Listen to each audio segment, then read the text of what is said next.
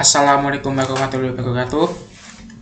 Nami kula Muhammad Ibnu Bayaji Nafma Kapsan kalih dosa saking kelas 11 MIPA 6 SMA Negeri Tunggal Semarang. Ing kesempatan niki kula badhe maca geguritan ingkang judul Bumiku.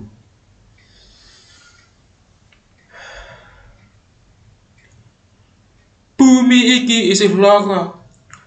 Nyawang tumindak manungsa kang sansaya Allah, rusak alam lan untalawa. Mulane kuwi sing duwe donya maringi azab kang asma corona.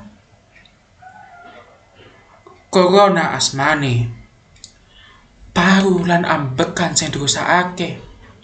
Watuk, panas lan sesek dadi gejalane. Yen telat diobatine,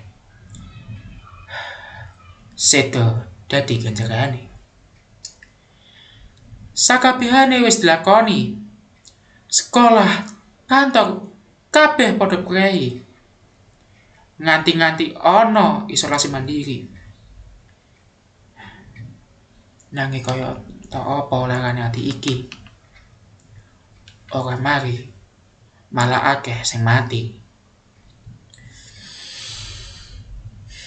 Duh Gusti ingkang njaga donyaku.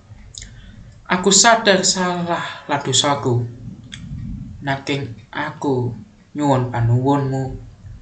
Iki dak aturake lewat dongaku. Tolong marike bumiku.